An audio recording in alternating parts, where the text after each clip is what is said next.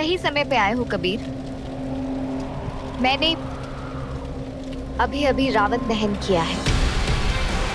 रावण के 10 सर मैंने जला दिए।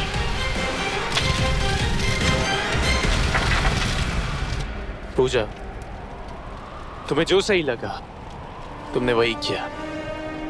तुम्हें अपनी डैड की मौत का बदला लेना था, सो तुमने ले लिया। देखो, मैं मानता हूं मेरे डैड ने जो भी किया तुम्हारे साथ, तुम्हारी फैमिली के साथ, वो गलत था, मानता हूं मैं। लेकिन पूजा, जो भी किया वो मेरे डैड ने किया, मेरी फैमिली ने नहीं। हाँ, मैं जानता हूं कि मेरे दादाजी, मेरी माँ, चाची सब कुछ जानते थे, सब खामोश रहे, किसी ने कुछ नहीं बोला। लेकिन वो लोग खामोश थे, उसकी एक वजह थी। शायद डर था उन्हें डैड का। पूजा, देखो, मैं अपनी फैमिली से बहुत प्यार करता हूँ और उन्हीं की वजह से आज मैं यहाँ पे आया हूँ। तुमने मेरे परिवार से सब कुछ छीन लिया, यहाँ तक कि उनके ऊपर से अपने घर की छत भी छीन ली। उन्हें इतनी बड़ी सजा मत दो पूजा। मैं ये नहीं कह रहा कि उनको सब कुछ लौटा दो, लेकिन सिर्फ इतना जरूर दे दो उनको वापस कि वो बाइज्जत एक छत के नीचे रह सके। एक मिनट रुक ना।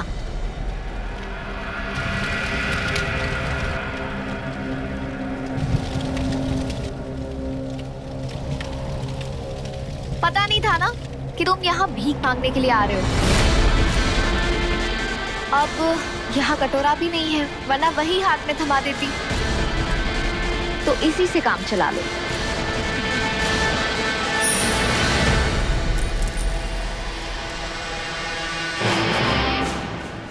इससे ज्यादा ना भीख दूंगी मैं तुम्हें, और ना इससे ज्यादा इज्जत के तुम लोग हकदार हो। ये सब मेरे डैडा की दवाई से बनाया तुम लोगों ने। उस एक दवाई ने पीके मित्तल को करोड़पति बना दिया था।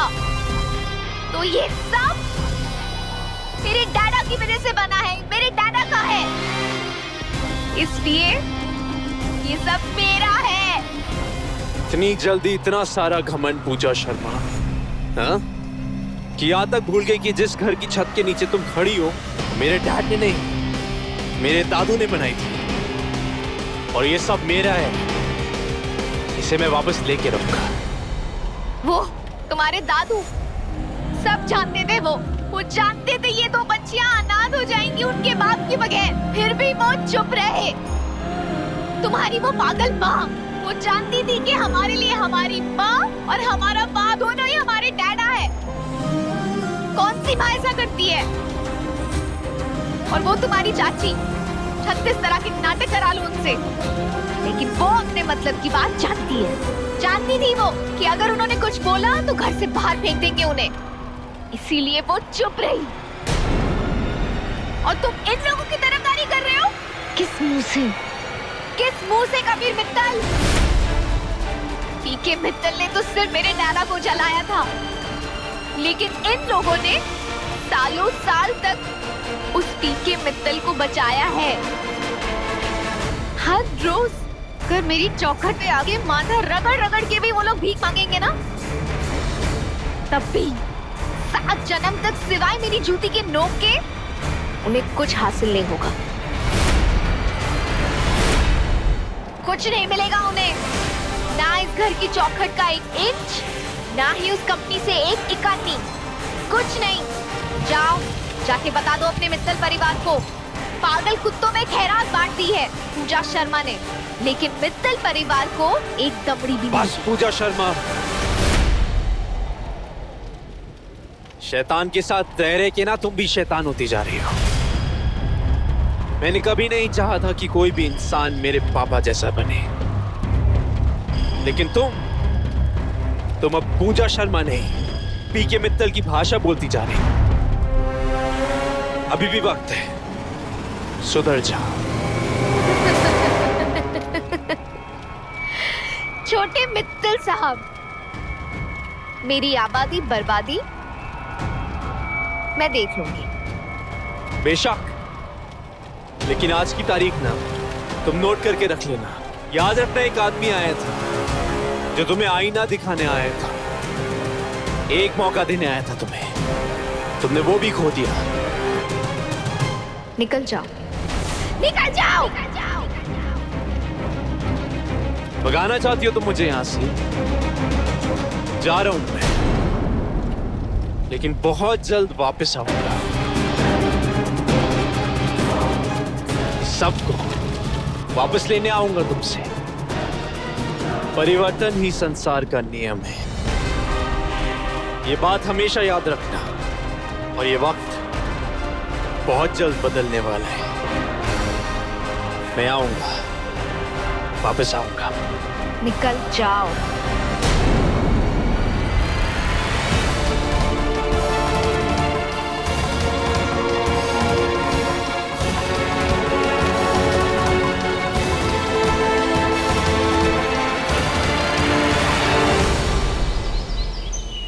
नहीं सर, आपके खिलाफ सबूत है हमारे पास। डॉक्टर अशोक शर्मा की बेटी पूजा शर्मा ने सबूत एंटी करप्शन डिपार्टमेंट को दिए। तो केस तो बनता है आपके खिलाफ कि आपने एमपी के मित्तल के साथ मिलकर साजिश की और डॉक्टर अशोक शर्मा को मौत के घाट उतार दिया। इंस्पेक्टर, मैं बता रहा हूं, ये बेमतलब की साजिश है मेरे खिलाफ। फिलहाल तो आप हमारे साथ चलिए इंक्वायरी के लिए। जब तक इंक्वायरी चलेगी तब तक आपको सस्पेंड किया जाता है। और मैडम, आपको हमारे साथ चलना होगा इंक्वायरी के लिए, क्योंकि आपको साजिश के बारे में पता था, लेकिन फिर भी आपने हमें नहीं बताया।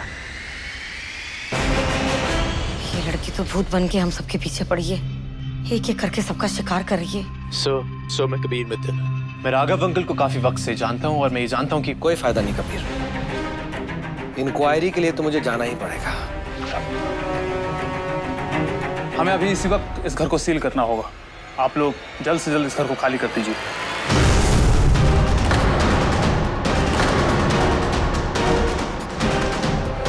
सर, मैम, प्लीज आप लोग हमारे साथ आइए।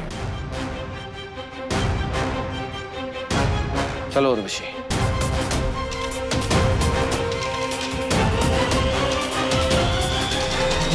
हे भगवान, हमने तो सोचा था कल सुबह तक यहीं रहेंगे। अब हम कहाँ जाएंगे? भाभी, कबीर, अब हम कहाँ जाएंगे? हम लोग कहाँ रहेंगे? मॉम, इम्तिहान है, बुरा वक्त है, गुजर जाएगा। वक्त से लड़ना पड़ेगा, हमें लड़ लेंगे। प्रॉब्लम्स आएंगी जरूर, निपट लेंगे। Don't worry.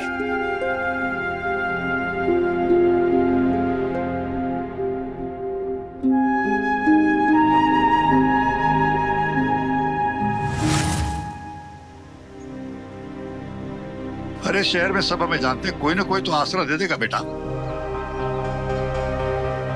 अब तुम चुप क्यों हो? जरा फोन करके तो देखो। दादू, आपको याद है बचपन में एक स्टोरी सुनाया करते थे? बोलते थे रात को अंधेरा जब बहुत घना होता है ना, आपकी परछाई भी आपका साथ छोड़ देती है। मैंने और भाई ने काफी फोन किए, परछाई ने तो साथ छोड़ ही दिया है, बाकी पुराने दोस्तों ने भी साथ छोड़ दिया है। कल पूजा शर्मा की प्रेस कॉन्फ्रेंस के बाद कोई भी हमसे रिश्ता बनाना नहीं चाहता था। ऐसे लगता है कि एक झटके में हमारा बगीचा उजड़ गया बेटे। न नाम रहा और न इज्जत। सब कुछ खत्म नहीं हुआ है दादू, अभी भी कुछ है जो बचा हुआ है, हमारे फैमिली का साथ। और हमारे लिए सबसे इंपॉर्टेंट चीज वही है दादू।